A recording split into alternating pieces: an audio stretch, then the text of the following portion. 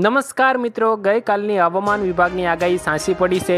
ગઈકાલે મિત્રો રાજ્યના અમુક જિલ્લાઓમાં સારો એવો માવઠાનો વરસાદ જોવા મળ્યો હતો અને મિત્રો હજુ પણ ગુજરાતના માથેથી માવઠાનું સંકટ ટળ્યું નથી। હજુ પણ આગામી એક અઠવાડિયા સુધી વાદળછાયું વાતાવરણ જોવા મળશે અને સૌરાષ્ટ્ર, કચ્છ અને ઉત્તર ગુજરાતના જિલ્લાઓમાં 2 થી 3 ઇંચ સુધીનો વરસાદ પડવાની આગાહી કરવામાં આવી રહી છે।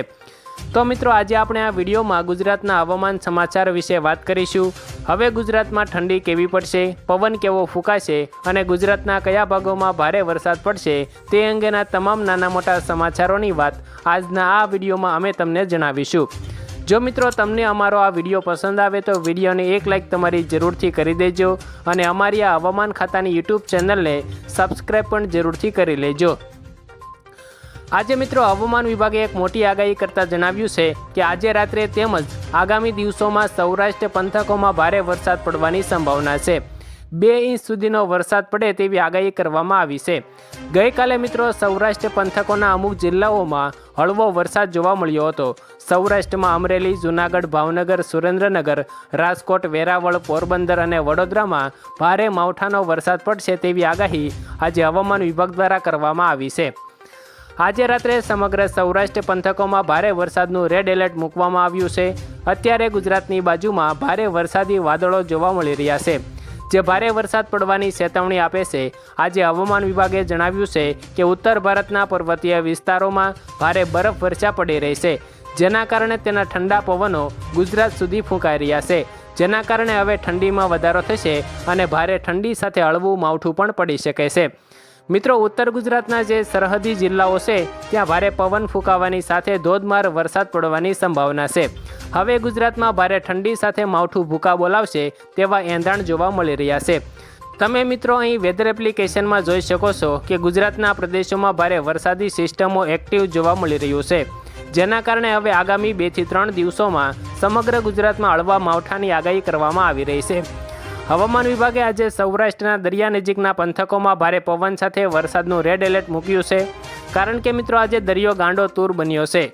દરિયામાં અત્યારે 15 ફૂટ ઊંચા મોજા ઉછળી રહ્યા છે, જેના કારણે આજે કાંઠાના વિસ્તારોમાં ભારે વરસાદ અને તોફાનનું રેડ એલર્ટ મૂકવામાં આવ્યું છે। મિત્રો આજે સૌરાષ્ટ્ર, ભાવનગર, સુરત, વડોદરા, અમરેલી જેવા ભાગોમાં ભારે વરસાદનું એલર્ટ મૂકવામાં આવ્યું છે। મિત્રો અમદાવાદ અને આસપાસના વિસ્તારોમાં આગામી 3 દિવસ સુધી હળવા વરસાદની આગાહી કરવામાં આવી રહી છે। હવે અમદાવાદની આજુબાજુના વિસ્તારોના ખેડૂતોને સાવધાન કરવામાં આવ્યા છે। આ વિસ્તારોમાં વરસાદ બોલાવે તેવી સંભાવના કરવામાં આવી રહી છે।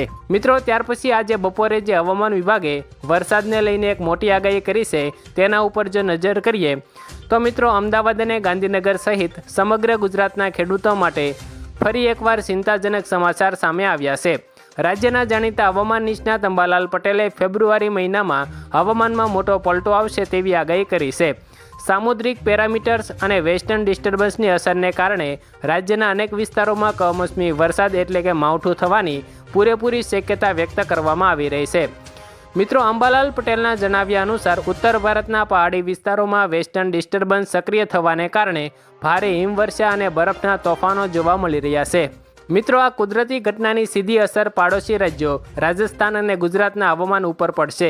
ખાસ કરીને 2 ફેબ્રુઆરી સુધીમાં રાજ્યના વાતાવરણમાં નોંધપાત્ર ફેરફાર જોવા મળશે। આગાહી મુજબ વાતાવરણ પલટાશે અને ઉત્તર ગુજરાતના કેટલાક વિસ્તારોમાં છાંટા પણ પડી શકે છે। સૌરાષ્ટ્ર અને કચ્છ પંથકમાં પણ વાદળછાયું વાતાવરણ જોવા મળશે। ખાસ કરીને કચ્છ, રાજકોટ અને સૌરાષ્ટ્રના અન્ય જિલ્લાઓમાં વરસાદી છાંટા પડવાની આગાહી છે। માત્ર સૌરાષ્ટ્ર જ નહીં પણ મધ્ય ગુજરાત અને દક્ષિણ ગુજરાતમાં પણ તેની અસર જોવા મળશે। દાહોદ અને પંચમહાલના આસપાસના પટ્ટામાં પણ હળવા વરસાદની સંભાવના છે, જ્યારે મિત્રો દક્ષિણ ગુજરાતમાં પણ હવામાનનો મિજાજ બદલાયેલો જોવા મળશે, જેનાથી ખેડૂતોની ચિંતા વધી રહી છે। અત્યારે મિત્રો ખેતરોમાં જીરું, સૈણા, ઘઉં અને મસાલાના પાકો લહેરાઈ રહ્યા છે અને અત્યાર સુધી પાકની સ્થિતિ પણ સારી જોવા મળી રહી છે। પરંતુ મિત્રો વાતાવરણનો આ પલટો તૈયાર પાક ઉપર પાણી ફેરવી શકે છે।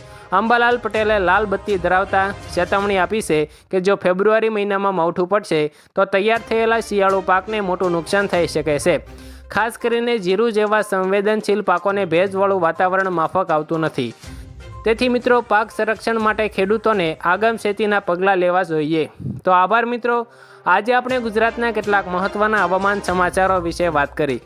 જો મિત્રો આવા જ દરરોજના તાજા અગત્યના અને મહત્ત્વના હવામાન સમાચારોથી તમે દરરોજ માહિતગાર રહેવા માંગો છો તો અમારી આ યુટ્યુબ ચેનલને સબસ્ક્રાઈબ જરૂરથી કરી દેજો। અને મિત્રો અમે આ વિડીયો ખૂબ મહેનતથી બનાવેલો છે। જો તમને અમારી આ મહેનત પસંદ આવી હોય તો આ વિડીયોને તમારી એક લાઈક જરૂરથી કરી દેજો।